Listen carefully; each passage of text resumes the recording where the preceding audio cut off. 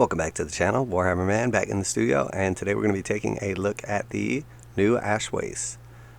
If you're new to the channel, make sure to like and subscribe for Warhammer 40,000, Kill Team Necromunda, Age of Sigmar, and warcry content as well.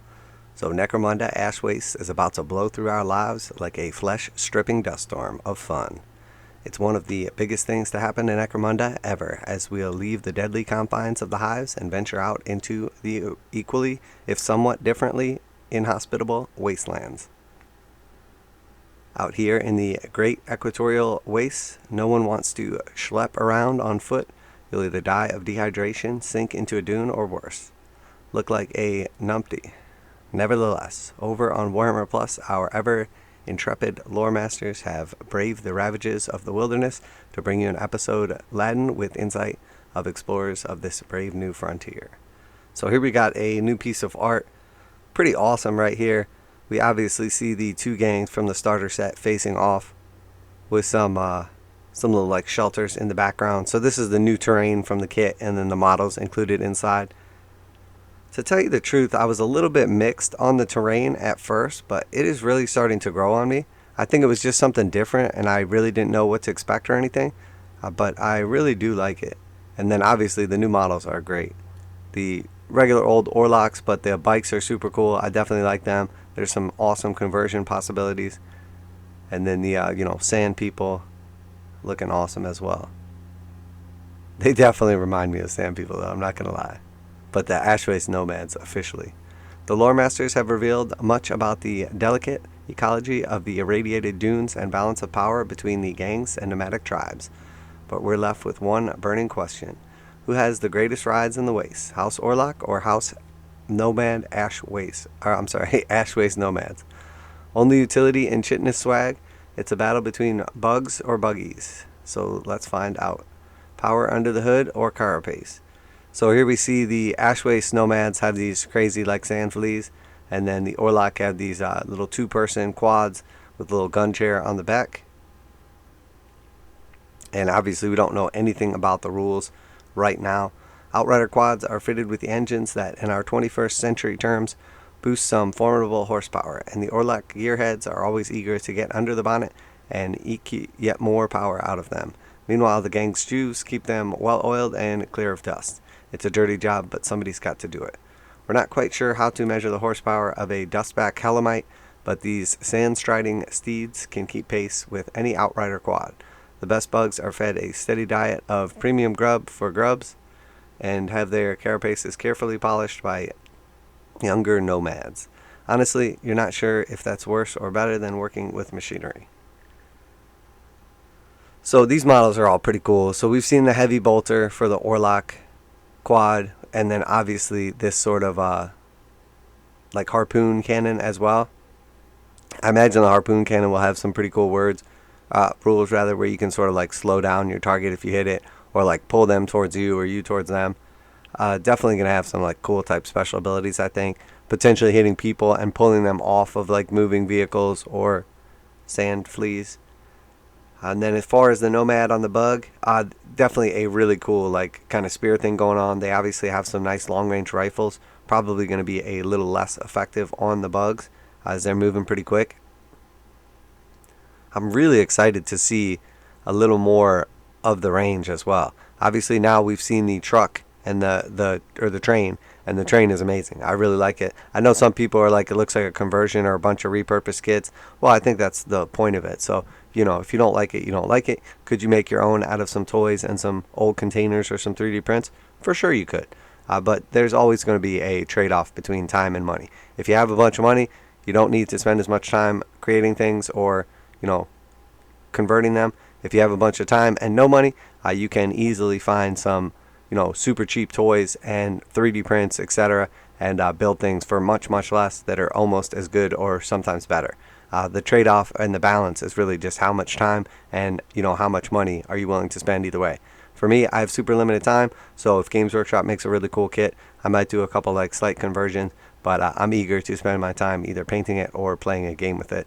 Less so just doing like conversions and stuff like that, just because I don't have the time and money's less of a factor. So, I understand everybody's in a different situation. This was not always the case for me, but that being said, I'm really looking forward to seeing some of the other faction vehicles. Like, I would imagine the Escher are going to have some pretty cool stuff as well. The Goliaths are probably going to have some super beefy type vehicles. And then obviously, you know, I mean, all different for each faction or for each gang. I really think that the Van Saar are probably going to have some pretty awesome stuff. I don't know if it's going to be like hover vehicles or, you know, what the deal is going to be with them, but they obviously have all the like awesome technology. So I would imagine the Van Saar is probably going to have some like super cool stuff. Now, we've also seen some Forge World type like kind of vehicles or beasts. I wonder if they'll kind of make their way into this range. I'm not a huge fan of Forge World stuff, so if they came in plastic, I would probably buy most of that stuff. But that being said, let's take a look. The Dustback Helamite has countless qualities to recommend it. There's no need to fill with expensive promethium. It's well adapted to the hostile waste, and it's sapient too. A rider can quite easily swing their chin, lance, or aim down their long rifle without worrying about taking a hand off the wheel, because there is no wheel. There is one drawback, however. It's impractical to mount heavy weapons on the carapace, and frankly, it's rude to the bugs. Outrider quads don't have feelings, though, so no one will get upset if you strap a honking great harpoon launcher or heavy bolter to the chassis. Alright, so we know they still have their long rifles and they can definitely shoot off of it. We know they have their like lances, which is probably going to be pretty cool as well. And then obviously we know that the bikes have, it looks like they have like a hand pistol or weapon, and then obviously the gunner on the back. So pretty cool overall. I actually really like all these models. Definitely some awesome conversion possibilities as well. Looking forward to like some bikes, sort of like Gene Stealer cult looking bikes coming to the game as well. We know they're going to be there eventually. The most crucial thing to consider when hitting the roads is whether you cut a sweet silhouette against those radioactive sunsets. We've already covered the mysteriously style of the Waste Nomads with their expertly tattered cloaks and eye-catching masks, while the Orlocks have been rocking that gun-running blue-collar chic for years now. Your choice of ride is a surefire way to make an impression. So which is flashier? The Outrider quads give gangsters plenty of room for decals and snazzy paint jobs, but scrawling logos on Helamite shell would again be quite unkind. Instead, the Waste Nomads attach fancy banners to their saddles and wear icons that must be very impressive if you speak Nomad. So, I mean, these are like the back banner parts, I'm guessing they're talking about, where you can put like some cool little banners on or whatever. Honest answer is they're both incredible cool. But so the hulking Cargo 8 ridge hauler pulling up to 4 trailers of Minotaurum armored containers fastened with lethal weaponry, booby traps, escaping hatches, and more. In fairness, anyone who wants to rob a land train will need to move fast, vehicles or mounts for all. If they're already a more intellectual, nourishing experience to get excited for Necromunda Ashways, check out this week's excellent episode of Lore Masters. So pretty cool. Definitely loving the pictures here. I mean, these things look awesome. I'm liking the terrain. They have like some random scrap piles, and we've seen like some little conversions and everything from a lot of the Sector Mechanicus stuff. All looks pretty good so far. Definitely excited for these models. Let me know what you think down below. What are you most excited for? What's kind of catching your eye here? I like that they have like the little bits attached to their like horn here, as opposed to like these ones don't have the horn. That is pretty cool. Yeah, always curious to hear your guys' opinions on this stuff. I'm definitely liking the set. It's growing on me more and more the more I look into it. And again, there's like endless conversion possibilities.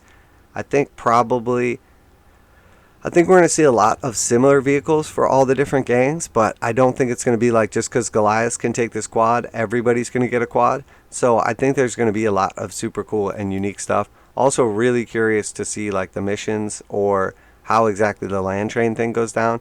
I think that's going to be really cool. Having a potential opportunity where you have 1 or 2 gangs attacking a land train and potentially have either a 2 or 3 player game could be pretty cool. So they have said that the land trains are sort of like hired by any gang, and then the other person would be like an attacker. But I could easily see somebody playing with the land train and then 2 gangs kind of attacking it and warring at the same time. Or potentially, just one person playing with the land train and a couple of their gang members, and then somebody else having like a big gang of, fast moving dudes ready to attack it and try to hijack the loot. Very cool, very thematic, and obviously Necromunda is very fun. not always the most balanced game, but you know, it can swing a lot, and then obviously it's really, really fun for campaigns as well. So definitely some awesome campaign opportunities. And then this artwork right here, again, super cool.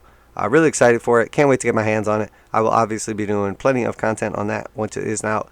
So let me know what you're excited about. Are you definitely going to be picking this up? Do you have a speculation on the price, or what other vehicles are going to be coming for what other gangs? I'm curious. There's probably a bunch of stuff in like random lore somewhere tucked down in there, but I'm not really familiar with it, to tell you the truth. For the Ash Waste, it looks like they're going for sure like Mad Max Fury Road with this, and I love that movie. I love the idea of it, so I am very, very excited for it. I'm definitely looking forward to some Ash Nomads. Do I love the bugs? Yeah, they're pretty cool and thematic. Probably would prefer like the mechanized units over anything, just because that's my style. But nothing wrong with the bugs. They're definitely going to be cool and fun, and they're like nothing else we've seen in any of like the 40k universe or Necromunda. So it is something new and unique, and I'm definitely looking forward to it. And then again, same thing with the train, but at this point in time, I'm the most excited for the land train. That thing looks absolutely amazing. Absolutely amazing. Definitely looking forward to that. I do really like the Nomads as well. Those models look great. They'd be awesome for like Chaos Cultists, or potentially like Imperial Guard, or I mean pretty much anything. There's a list of conversions you could do with them. So but that's it for today. If you enjoyed the video today, make sure to like and subscribe. It's an absolutely free way to support the channel. If you find yourself watching these videos, one or two here or there, definitely make sure to like and subscribe so you don't miss out. I do put out at least one video every single day. And that's it for today. If you enjoy the Warhammer 40,000, Kill Team Necromunda, Age of Sigmar, and Warcry content, make sure to like and subscribe. Warhammer Man Studios, I'm Warhammer Man, and I'm out of here.